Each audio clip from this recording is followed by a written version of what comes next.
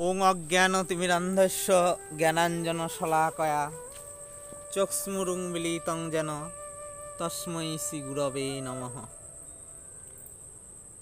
পরমারাধ্যতম পরম দয়াল শ্রী গুরুদেব তথা গুরুবর্গ তথা বৈষ্ণববৃন্দ তথা গৌর নিত্যানন্দ তথা শ্রী রাধা গোবিন্দ দেবের শ্রী চরণ কমলের কৃপা আশীর্বাদ প্রার্থনা করে আজ ছিল প্রভুপাদের উপাখ্যানে উপদেশে কিছু হরিকথা পাঠ করে কীর্তন করে শ্রবণ করে আত্মমঙ্গল করবার চেষ্টা করছি। জ্যামিতি শিক্ষা বিষয় জ্যামিতি শিক্ষা। এক দরিদ্র বিধবা স্ত্রীলোক অতি কষ্টে তার একমাত্র পুত্রকে মানুষ করছিলেন। পুত্রটিকে তার ভবিষ্যতের আশা ভরসার স্থল জেনে ঋণ করেও লেখাপড়া শিখাচ্ছিলেন। পুত্রের জন্য একটি গৃহশিক্ষকও অর্থাৎ টিউটর রেখে দিয়েছিলেন। যখন বালকটি সপ্তম শ্রেণীতে উঠে একদিন উচ্চস্বরে ইংরেজি ভাষায় জ্যামিতি পড়ছিল, গৃহশিক্ষক বালকের সামনে বসে তাকে উপদেশ দিতেছিলেন। যখন বালক let A B C be a triangle, মনে করো এবিসি একটি ত্রিভুজ, এইরূপ পাঠ করতেছিল। ত্রিভুজ মানে যার তিনটা বাহু, তিনটে কোণ, তিনটে বিন্দু থাকে তাকে ত্রিভুজ বলা হয়। সেরকম গৃহশিক্ষক শেখাচ্ছিল তো এখন নাম দেওয়ার জন্য তিনটা কোণ নাম বা তিনটা বাহুর নাম দেওয়ার জন্য এ একটা বি একটা সি, তিনটে কোণ। সে তাই বলছে let A B C be a triangle, মনে করো এবিসিডি একটি ত্রিভুজ, এইরূপ পাঠ করছিল। এরকম পাঠ করছে। তখন বালকের মা ঘরের ভিতর থেকে এটা শুনে গৃহশিক্ষকের কাছে এসে তর্জন গর্জন করে বলতে লাগলো, আমি প্রতি মাসে 10 টাকা করে মায়না দিচ্ছি। তখনকার দিনে 10 টাকার অনেক দাম ছিল। প্রভুপাদ যে সময় ছিলেন, প্রভুপাদ তো অপ্রকট হয়েছিলেন 1936 সালে। তা যাই হোক, সে বলল যে আমি প্রতি মাসে আপনাকে 10 টাকা করে মায়না দিচ্ছি। কোথায় বালক উঁচু ক্লাস শ্রেণীতে উঠে আরও অধিক নতুন পড়া পড়বে, আপনি আর তা না করে আপনি কিনা তাকে এখনো এবিসি পড়াচ্ছেন। এটা তো অতি শিশুকালেই বর্ণমালা পড়বার সময় পড়েছে। অতি শিশুকালেই সে যখন ইনফ্যান্ট 1 তখন সে পড়ে ফেলেছে। আজ থেকে আপনাকে আর আমি রাখবো না, আপনাকে আমার ছেলেকে পড়াবার জন্য আর রাখবো না। আপনি পাঠশালারই মাস্টার হবার উপযুক্ত। এ বি সি ছাড়া আপনার আর অধিক বিদ্যা নেই। বিধবাটি এইরূপভাবে ক্রোধ প্রকাশ করতে লাগলেন যে গৃহশিক্ষককে আর কোনো কথা বলবার অবসর দিলেন না। তখন বাধ্য হয়ে শিক্ষক মহাশয় স্থান ত্যাগ করতে হলো আর কি, বাধ্য হয়ে। অন্নাবিলাসী কর্মী, জ্ঞানী, যোগী, তপস্বী প্রভৃতি তথাকথিত ধর্ম সম্প্রদায়েরও যুক্তিও এই বিধবার মতো। প্রভুপাদ বলছেন আর কি। তাহারা বলেন, এই জগতে আমরা দাসত্ব করিতে করিতে হীন হইয়া পড়িয়াছি। এই দাসত্বই যত অসুবিধার মূল।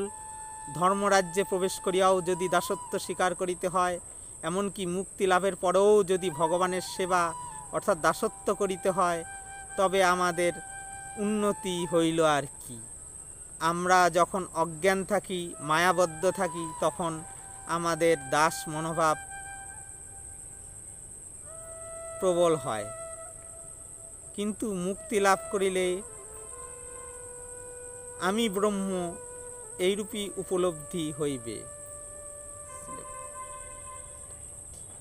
বলছেন তখনই আমাদের দাস মনোভাব অর্থাৎ স্ল্যাব মেন্টালিটি প্রবল হয়, কিন্তু মুক্তি লাভ করিলে আমি ব্রহ্ম এইরূপে উপলব্ধি হইব।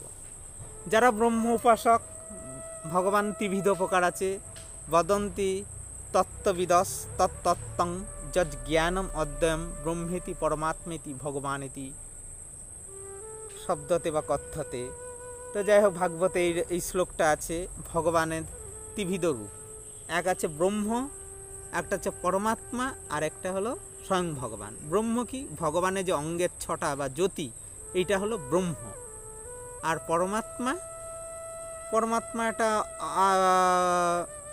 অঙ্গ বৃদ্ধা আঙ্গুষ্টি পরিমাণ জীব হৃদয়ে থাকে। সেই যে জীবের আত্মা পরমাত্মা রূপে থাকে। জীব আত্মা দুটো, একটা পরমাত্মা একটা জীবাত্মা। জীবাত্মাটাই জীব, আর পরমাত্মাটা স্বয়ং ভগবান। সেই জীবের অন্তরে সে থাকে, সে সাক্ষী। জীবাত্মা কি করছে না করছে সে সেটা সাক্ষী দেয়। আর স্বয়ং ভগবান তো আছে। ব্রহ্ম নির্বিশেষ, পরমাত্মা আংশিক সবিশেষ, আর ভগবান পূর্ণ সবিশেষ তত্ত্ব। তো যাই হোক, সেই বলছে ব্রহ্ম যারা মনে করে আমরা এত সেবা করছি, আমরা যখন সিদ্ধি লাভ হবে তখন ব্রহ্মে লীন হয়ে যাব।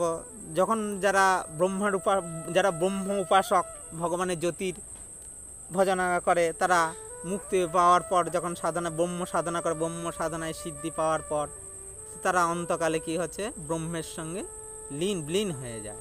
তখন আর তাদের কোনো সেবা থাকে না।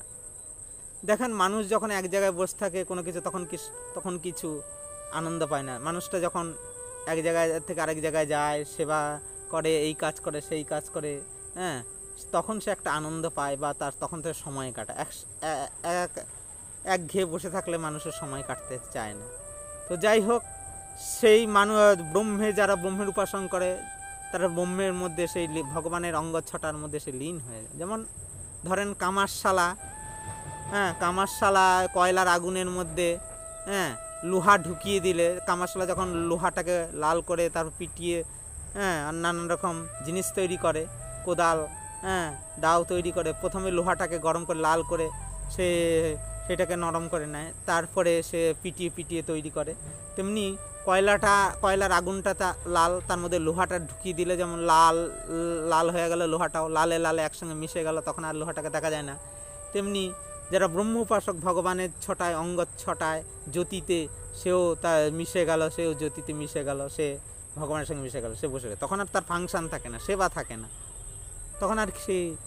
তখন আর বিশেষ কি আনন্দ করে? ভক্তরা ভগবানের সেবা পেয়েই আনন্দ লাভ করে। আনন্দটা কোথায়? ভগবানের সেবাতে।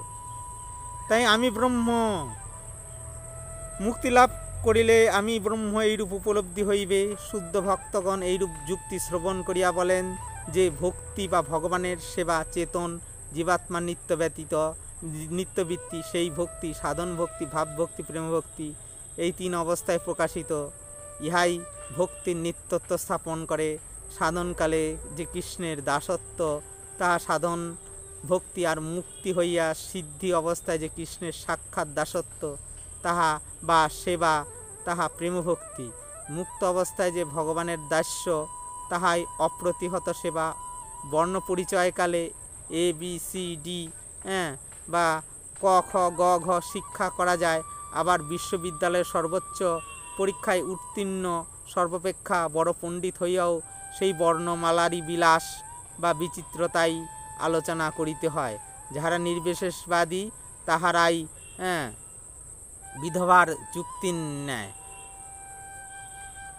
ABCD কেবল অতি শিশুরই পাঠ্য, উহা আর সর্বশ্রেষ্ঠ পণ্ডিতের কার্যে আসে না, এইরূপ কল্পনা করে। কৃষ্ণের দাসত্ব কেবল সাধনকালে করিতে হইবে তাহা নয়, সিদ্ধ অবস্থায় করিয়াও চিরকাল কৃষ্ণের দাসত্ব নিত্য নতুনভাবে করিতে হইবে। সিদ্ধ অবস্থায় যে কৃষ্ণের দাসত্ব বা সেবা, তাহাই প্রকৃত সম্পূর্ণ সেবা।